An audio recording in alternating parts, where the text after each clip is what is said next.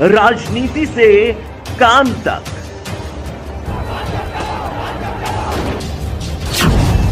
अपराध से अंजाम तक, खेत से खलिहान तक, खिलाड़ी से मैदान तक,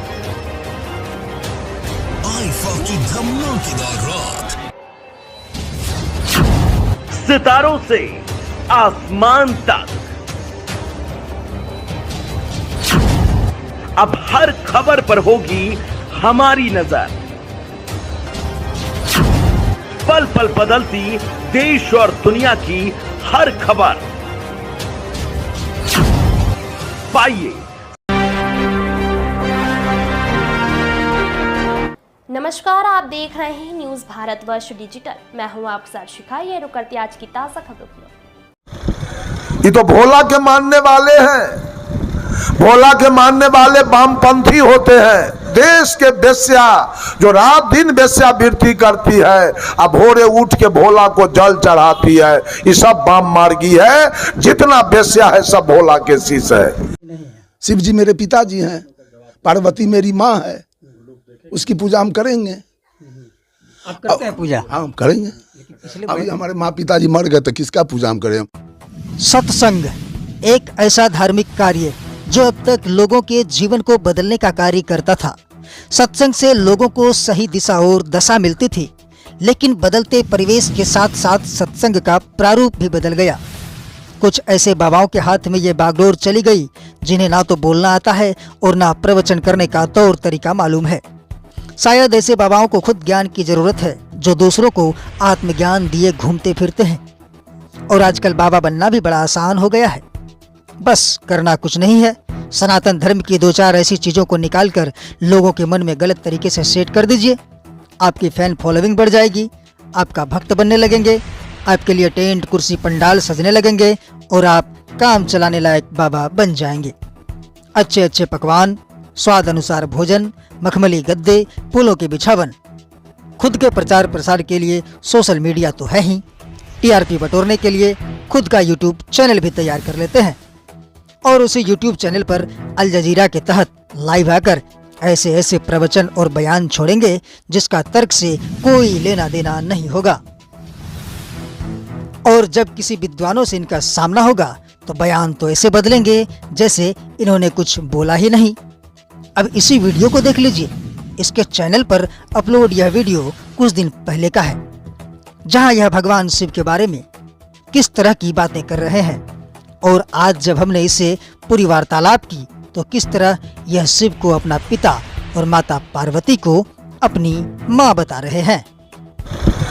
ये तो भोला के मानने वाले हैं, भोला के मानने वाले वामपंथी होते हैं। देश के बेस्या जो रात दिन बेस्यावृत्ति करती है, अब भोरे उठ के भोला को जल चढ़ाती है, ये सब वाम मार्गी है। जितना बेस्या है सब भोला के शीश है। शिव जी मेरे पिताजी हैं, पार्वती मेरी माँ है, उसकी पूजा हम करेंगे। आप करते हैं पूजा? हाँ, हम करेंगे। अभी हमारे माँ पिताजी मर गए तो किसका पूजा हम करें? तो चलिए अब आपको इस बाबा के बारे में परिचय करवाते हैं और इस बाबा से हुई हमारी खास बातचीत के पूरे अंश भी आपको देखने को मिलेंगे। इनका नाम है रामाशंकर भगत या फिर रामाशंकर बाबा। बिहार के वैशाली जिले के रहने वाले हैं और कबीर पंथ का प्रचार प्रसार करते हैं। पिछले 3 दिनों से नरपतगंज प्रखंड के पोसदहा में इनका कार्यक्रम चल रहा है और उसी कार्यक्रम के दौरान इसने सनातन धर्म को लेकर कई ऐसे प्रवचन दिए हैं, कई ऐसे बयान दिए हैं जिससे सनातन धर्म को मानने वाले लोगों में खासा आक्रोश है।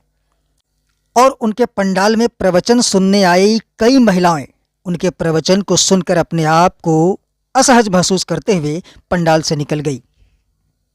कहे लाठी देवला काम कर गई बाबा, कहे लाठी विष्णु, कहे लाठी कहाँ जे लाठी बाबा जी लाठी देवला काम कर लगे। करबै न, छठ पर्व गलत है, सब पाबनि तो बढ़िया है हमरा रोक लिए। हिंदू धर्म में जे छै से न करवा, गलत बतबै छै, गलत बताबै छै, गलत पूछी हमरा के नहीं। छठ के गलत नहीं, हमरा छठ लेके चलबै की? छठ पर्व हमरा जान गमा दे छै खातिर। गलत छै ओकर कहना पर हमरा नहीं चलबे हमरा अपन गलत चलबे बाबाजी तो गलत बात सही में बोले छे हमरा पूजा पाठ करे वाला आदमी की छै हमरा गलत भए गेलै ओ सही भए गेलै पूजा पाठ करे छी हमरा भगवान के पूजा करे छी बाबा मना करे छै पूजा पाठ करे छै बाबा मना करे छै नहीं हमरा जे देवी देवता के पूजे छै देवी देवता के पूजबै की। कैसा क्या कार्यक्रम है बाबा और कौन से पंथ का ये कार्यक्रम चल रहा पोसदाहा में? ये सदगुरु कबीर साहब का पंथ का कार्यक्रम। इसमें क्या होता है, जैसे कैसे भक्त होते हैं, क्या चर्चाएं करते हैं आप लोग? इसमें मूलतः आत्मज्ञान की चर्चा की जाती है। सारा ज्ञान मनुष्य के पास है, लेकिन आत्मज्ञान के अभाव में चारों तरफ अनाचार, कदाचार, बेविचार, बलात्कार, भ्रष्टाचार, नरसंहार व्याप्त है।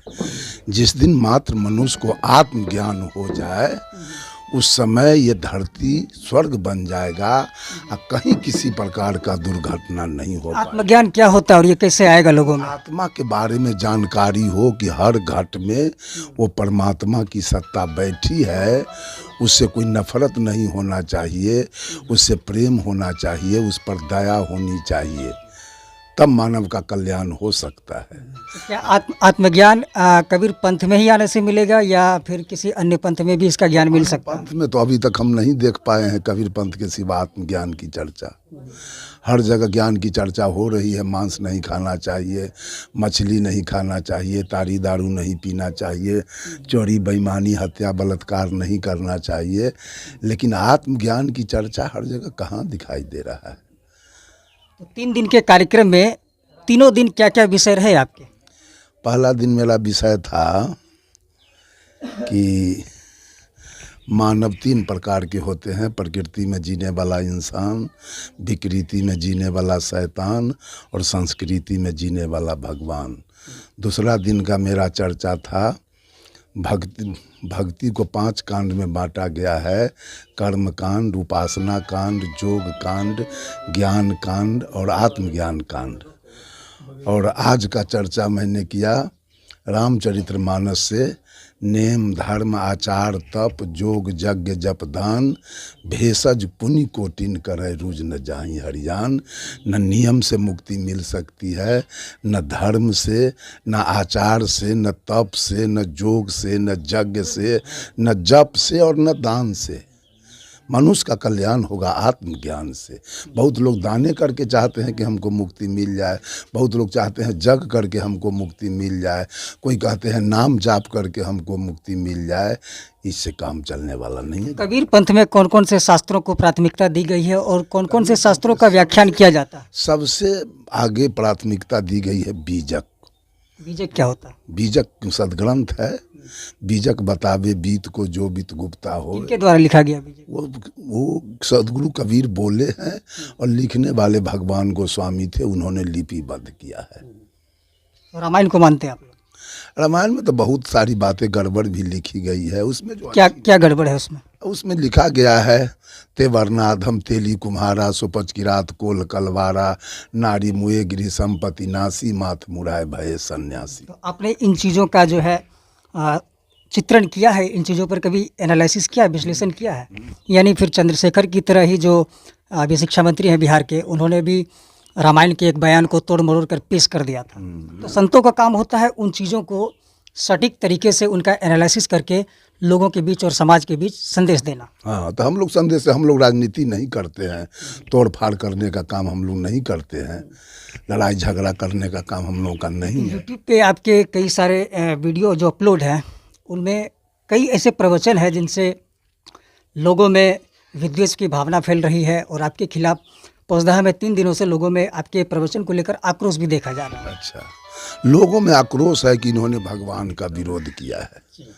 भगवान अगर हो बाहर में कहीं तो भगवान तो डायरेक्ट हमरा पर प्रहार कर देगा कि हमारा विरोध ही कर रहा है। कहीं कुछ देखा नहीं जा रहा है। भगवान तो सारे मानव हैं। भगवान मानव है? मानव है। तो फिर ये शिव शंकर विष्णु ब्रह्मा ये सब को आप क्या मानते हैं? ये सब थे कभी अपने काल में, आज नहीं है ये लोग। नहीं। आज फिर ये सृष्टि कैसे चल रही है? सृष्टि तो चलने के लिए प्राकृतिक सृष्टि, प्रकृति चला रही है। प्रकृति के माध्यम से सृष्टि चल रही है। प्रकृति फिर कैसे चला रही है इसको? प्रकृति में वैसा गुण है क्या गुण है? प्रकृति में ऐसा गुण है, लोग यही चीज लोग जानना चाह रहे हैं, बीच में जो छूट जाता है प्रकृति में ऐसा चला कैसे रहा है, प्रकृति देखिए, प्रकृति आपको बताना। प्रकृति अनादि काल से है और यही प्रकृति और पुरुष दो सत्ता का मिलन ही संसार है। पुरुष ही बोल रहा है, सो प्रकृति से देह का निर्माण हुआ, पांचों तत्व प्रकृति है। ये अनादि प्रवाह धारा चल रहा है, इसको बनते किसी ने देखा नहीं। अगर बनता तो इसका नाश हो जाता कभी न कभी। शरीर बना है तो एक दिन नाश हो जाएगा, रेल का इंजन बना, बस बना, ट्रक बना, सब एक दिन खत्म हो जाएगा। लेकिन प्रकृति को किसी ने बिगड़ते देखा ही नहीं, इसलिए बना ही नहीं। ये अनादि प्रवाह है, अनादि काल से चलते आ रहा है। ये संतुलन फिर कैसे बन रहा है? प्रकृति जो इतनी चीज़ों को मेंटेन कर रही है, इसको संतुलन करने वाला तो कुछ ना कुछ है कि कोई सुपर पावर तो है? वो प्रकृति है, सुपर पावर कोई नहीं है। प्रकृति इसको संतुलन बना के रखी है। प्रकृति में क्षमा नाम का कोई चीज नहीं है। आप कोई भी गलती कीजिए, प्रकृति आपको दंड दे देगी, वहाँ आपको क्षमा नहीं होगा, चाहे चुरा के कीजिए। हाँ, कि दुनिया की आबादी लगभग 8.5 अरब है आज के डेट में, और 8.5 अरब लोग किसी न किसी धर्म से, संप्रदाय से, पंथ से जुड़े हुए हैं। और यदि धर्म नहीं है, भगवान नहीं है, तो उनके जो आस्था को कोई ना कोई शक्ति जोड़ के रखे हुई है। तो कहीं ना कहीं मतलब गॉड इज ओमनीवेयर, गॉड है, भगवान है, ईश्वर है, अल्लाह है, जीसस है, क्राइस्ट है, जो भी है, और सभी भगवान के दूत धरती पे आए हैं और ये मान्यता है और हम लोग उसको जानते भी हैं। और ग्रंथ भी इस बात की पुष्टि करता है। तो इस बारे में क्या कहना है? ग्रंथ तो किसी का लिखा हुआ है, जो उसके समझदारी में आया वो लिख दिया है। तो किताब भी तो किसी का लिखा हुआ हो सकता है। उसके हम अपने विचार से, अगर लिखने वाला स्वतंत्र है तो पढ़ने वाला भी स्वतंत्र है। हम गलत बात को नहीं पढ़ेंगे, हम सही बात को कर लेंगे। फिर बात आया आस्था की। आस्था तो बिल्कुल आदमी को पंगु बना देता है। हम कहीं आस्था लगा लेते हैं अपना। आस्था से अच्छा है विचार। और धर्म की चर्चा आपने किया, धर्म कोई धर्म है नहीं। धर्म का अर्थ होता है धारण करना। सत्य को धारण कीजिए, दया को धारण कीजिए, धैर्य को धारण कीजिए, शील को धारण कीजिए, विचार को धारण कीजिए, ये धर्म है। आपकी नज़र में धर्म क्या है? धर्म है गुण, स्वभाव, नेचर। फिर यहाँ से आप भटक रहे हैं, धर्म की बात कर रहे हैं। हाँ, तो धर्म का अर्थ होता है स्वभाव। कैसे स्वभाव होता है? जैसे बाघ का धर्म है, प्राकृतिक धर्म दो प्रकार के होते हैं, प्राकृतिक और कृत्रिम। संतों का क्या धर्म है? विद्वेष फैलाना? संतों का धर्म विद्वेष फैलाना नहीं है। आपके जो जितने भी बयान है यूट्यूब पे, सारे बयान में आपके सारे बिल्कुल हमारी बात सब में अपने सनातन धर्म की बुराई ही। अच्छा, सनातन है क्या? सनातन का अर्थ तो हम आपसे ही ना जानना चाहेंगे। सनातन का अर्थ होता है जो था, आज है और कल रहेगा। सनातन हमेशा आदि काल से लेकर और जब तक ये ब्रह्मांड रहेगा तब तक सनातन रहेगा, ऐसा वर्णित है। ये हम नहीं कह रहे हैं, ऐसा शास्त्र कह रहे हैं। कहते हैं वही आत्मा है, था, आज है, कल रहेगा। ये आत्मा सनातन, इसका विरोध कोई कर नहीं सकता है।